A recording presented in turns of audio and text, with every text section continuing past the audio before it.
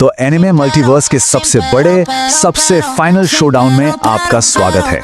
यहाँ हम देखेंगे कि जब सतोरू गोजो और उनकी टीम का सामना होता है गोकू और उसकी टीम से, तो क्या होता है। चलिए सीधा इसमें घुसते हैं। मामला इतना गंभीर है कि इससे ज्यादा हो ही नहीं सकता, क्योंकि जैसा कि खुद नारुतो ने कहा है, इस बार या तो जीत या सब खत्म। तो दो टीम्स दोनों तरफ ऐसे फाइटर्स हैं जिनके नाम से ही यूनिवर्स कांपता है, और ये तैयार हैं एक ऐसी टक्कर के लिए जो शायद सब कुछ बदल कर रख देगी।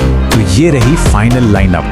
टीम गोजो में सबसे पहले हैं सतोरू गोजो, जिनकी आंखों में ही पूरी अनंतता है। फिर हैं काकाशी हताके, द कॉपी निंजा, जो हजारों जुत्सु जानते हैं। साथ में है नारुतो उजुमाकी, जिनके अंदर 9 टेल्स की पावर है। और आखिर में सासुके उचिहा अपने रिनेगन के साथ। और इनके सामने कौन है? Team Goku.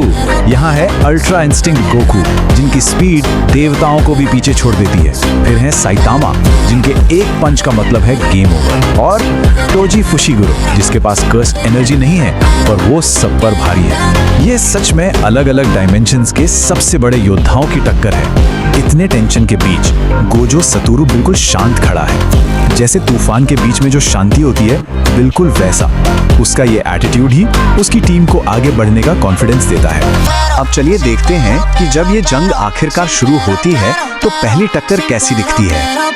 और जंग शुरू।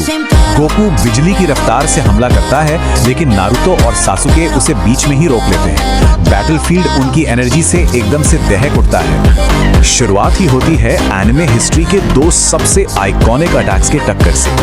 एक तरफ नारुतो का रासेंगान और दूसरी तरफ गोकू का कामेहामेहा। चाक्रा और की एनर्जी का ये ब्लास्ट इतना पावरफुल है कि पूरा यूनिवर्स हिल जाता है। इस पहली टक्कर की ताकत इतनी ज्यादा है कि पूरा बैटलफील्ड तबाह हो जाता है। जमीन फट जाती है और आसमान काले धुएं से भर जाता है। लेकिन इसी बीच मैदान के एक दूसरे हिस्से में वन पंच मैन यानी साइतामा सीधा जाकर टकराता है सबसे ताकतवर सॉर्सरर गोजो सतोरू से। और शायद पहली बार साइतामा यह ऐलान करता है कि वो सीरियस है, और वो चला देता है अपना सबसे खतरनाक सीरियस पंच। लेकिन एक ऐसी चीज जो कभी रुकती नहीं, आज एक ऐसी चीज से टकराती है जो कभी हिलती नहीं। गोजो की जो इन्फिनिटी टेक्निक है ना, वो उस पंच को हवा में ही रोक देती है। उसके और गोजो के बीच में एक अनंत स्पेस बना देती है। हाँ, शॉक वेव इतना पावरफुल है कि आसपास सब कुछ तबाह हो जाता है। उसी वक्त तोजी और काकाशी के बीच में स्पीड और स्ट्रेटजी की एक अलग ही लड़ाई शुरू हो जाती है। यहां पर 1 सेकंड का भी फर्क हार और जीत तय कर सकता है।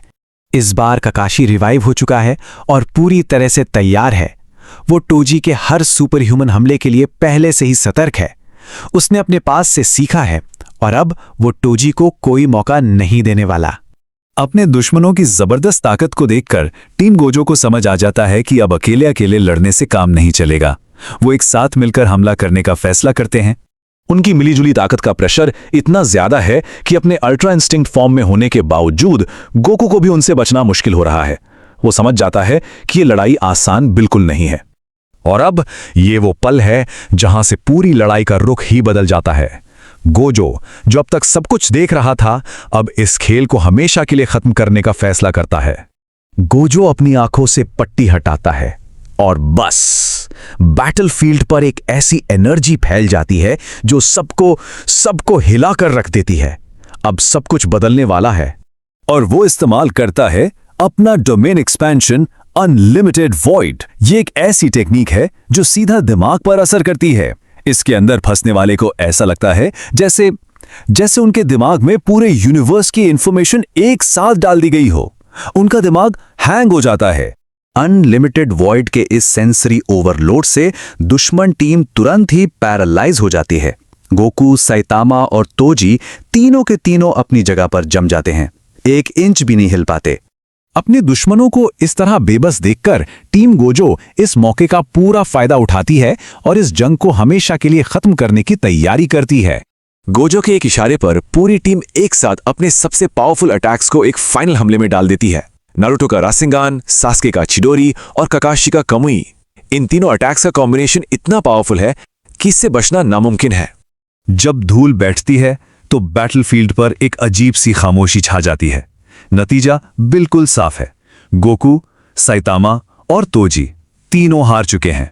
जीत के बाद गोजो आसमान की तरफ देखता है और सोचता है कि सबसे ताकतवर होना एक आशीर्वाद है या एक बोझ।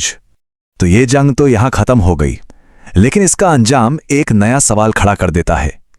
क्या ये सच में अंत है या किसी नए और भी बड़े खतरे के आने की शुरुआत?